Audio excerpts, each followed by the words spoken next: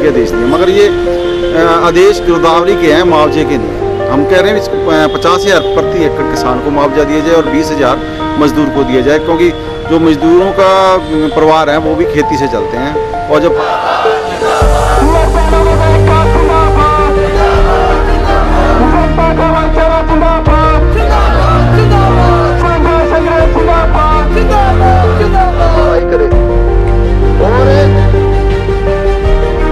फसलों के तो मुआवजे की बात हम कर लेते हैं, लेकिन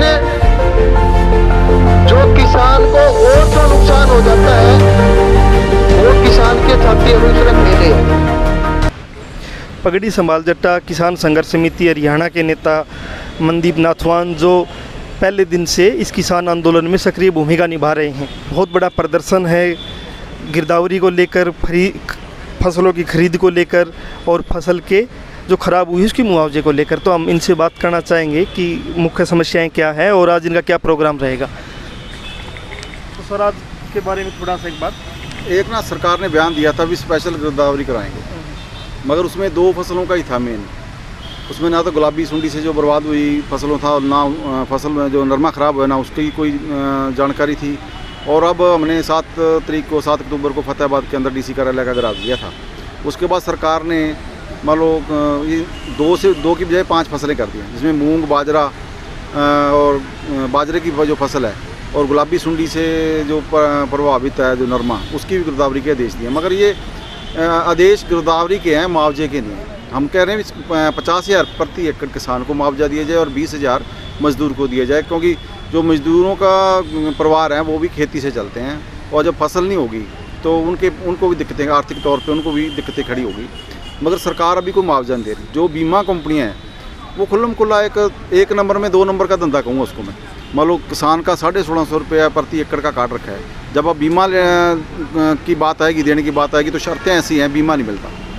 और वो ऐसी मान लो लूट है किसान की, मतलब बीमा दिया नहीं जा रहा। 2020 का ही बीमा नहीं अभी तक मिला, अगली फसल फिर ख़राब हो गई है। आज हमने कमिश्नर दफ्तर का सांकेतिक एक घेराव रखा है। अभी हमने इस आंदोलन की शुरुआत करने जा रहे हैं इन 5 ज़िलों के अंदर, जिसमें सरसा, फतेहाबाद, हिसार, जींद, भिवानी, इन 5 ज़िलों में एक विशेष अभियान चलाएंगे। हम मुआवजे की मांग को लेकर एक बड़ा आंदोलन किया जाएगा। जब तक ये मुआवजा हमें 50,000 प्रति एकड़ नहीं मिलता, तब तक एक बड़ी लड़ाई हम इसमें शुरू करने जा रहे हैं। आज की शुरुआत हमने हिसार कमिश्नर दफ्तर से की है और हम उम्मीद करते हैं कि सरकार हमारी बात सुने, ताकि किसान पहले ही आर्थिक तंगी से जूझ रहे हैं और एक नई मार ऊपर से और पड़ रही है। और एक DAP खाद पे भी ब्लैक हो रही है, मतलब DAP खाद पे भी ब्लैक हो रही है। जहाँ सरसों की बिजाई हो रही है वहाँ भी DAP मुश्किल से मिल रही है।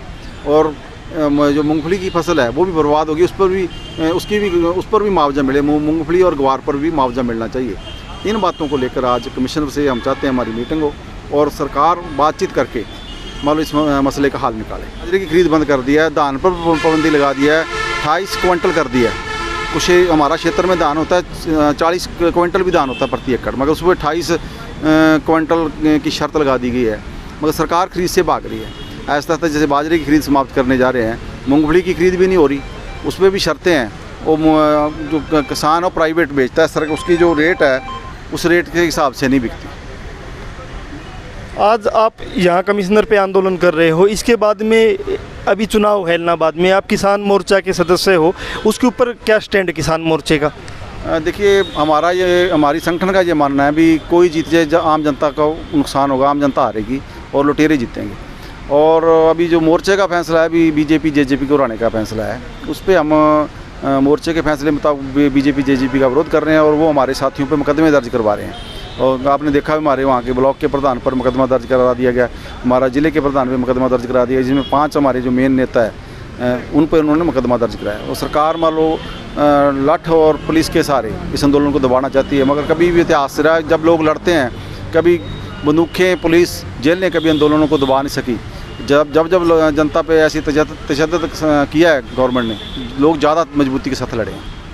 तो किसान मोर्चा कैसे अभियान चलाएगा उस इलाके में चुनाव को लेकर, कि किसी का सपोर्ट करेगा या किसी का सपोर्ट करेगा या किसी का विरोध करेगा, मतलब प्रचार का आपका माध्यम क्या रहेगा? प्रचार का माध्यम ये है, अभी हमने फैसला किया है इनके खिलाफ, जेजेपी बीजेपी के खिलाफ तो हम अभियान चलाएंगे, मगर दूसरे हमारा संगठन दूसरे नेताओं से भी सवाल करेगा, क्योंकि 74 सालों में शिक्षा नहीं है, रोज़गार नहीं है, स्वास्थ्य सेवाएं नहीं है, आम लोगों को तरसजोग ज़िंदगी जी रहे हैं, रहने के लिए मकान नहीं है, कई दिक्कतें हैं, अब जहाँ पढ़ने के बाद काम नहीं है, ये इनसे सवाल भी किए जाएँ। ये हमारा मानना, पर अभी मोर्चे का जो फैसला, मोर्चे के फैसले मुताबिक अभी जेजेपी बीजेपी को रहने का, और हम दूसरे नेताओं से भी हमारा संगठन सवाल पूछेगा। पिछले दिनों जो फसलों की जो बारिश के कारण फसलों की बर्बादी हुई है, उसकी गिरदावरी के लिए और उसके उचित मुआवजे के लिए आज ये 5 डिस्ट्रिक्टों का कमिश्नरी लेवल का हमारा ये कार्यक्रम है। यहाँ हम क्रांतिमान पार्क में इकट्ठे होकर किसान चौक से लेकर और लघु सचिवालय तक हम पैदल मार्च करते हुए वहाँ अपना रोष प्रदर्शन करेंगे और अपनी मांगों को लेकर ज्ञापन सौंपेंगे। अभी हमारे जैसे बड़े बुजुर्ग कहते थे, राम और राज तो एक से हुआ है। राज ने तो कसर गहले कौन रखी थी भाई, राम ने भी अपनी तरफ से कोई कसर छोड़ी को नहीं है। जमींदार पूरे तौर पे 100% लॉस में है, खासकर ये जो पिछले 1 महीने से लगातार जो बारिश आई है उससे, और फसलें जैसे कपास, मूंग, बाजरा, इन नुकसान को तो छोड़ो, जो आम जो जनरल जो नुकसान हुए हैं किसान को, चाहे वो तूड़ी खराब हो गई है, चाहे फिर पशुओं का चारा मारा गया है, या फिर जैसे कि जो मकान बना रखे तो खेतों की जो डानियाँ थी जो पानी चढ़ने से बैठी है, कुएं बैठे हैं, मोटरें जो ख़त्म हुई हैं, वो नुकसान तो सरकार गिनने की बजाय फसलों को मुआवजा देने में आनाकानी कर रही है। किसानी के साथ साथ मजदूर तबके को जो भारी नुकसान हुआ है, जिस तरह मजदूरों की चुगाई मारी गई है, जो खेत मजदूर जो कटाई का काम करता था वो कटाई कर उसको जो दिहाड़ी है वो मारी गई है, उन चीज़ों पर भी सरकार को ध्यान देने के चाहिए और फौरी तौर पर मजदूर को व किसान को कोई ना कोई राहत जरूर जारी करनी चाहिए। दूसरी बात, सरकार ने जो फसल का जो बीमा के नाम पर जो एक ढोंग रचा रखा है, जो अरबों खरबों रुपए का जो घोटाला सरकार की शय पर ये कंपनियां कर रही है कि केसीसी के खातों में से पैसे काटे जा रहे हैं, लेकिन सरकार की तरफ से जानबूझकर जो पटवारी उन पर दबाव डाला जा रहा है कि 50% से ज़्यादा खराब आप ना दिखाओ ताकि इन कंपनियों को फसलों का बीमा ना देना पड़े। ये सरकारों की सोची समझी साजिश से जमींदारों से इनकी भी ज़मीन छुटाने की चल रही है ताकि ये ज़मीन इन कंपनियों को दी जा सके। इसके खिलाफ एक फौरी तौर पर हमने, ये कोई खास तैयारी भी नहीं थी, सिर्फ फ़ोन पे हमने सूचनाएं दी थी, उस तैयारी के ऊपर आज ये किसान इकट्ठा हुए हैं और हम कमिश्नर साहब से कोई पक्की बातचीत मुआवजे के बारे में करके जाएंगे।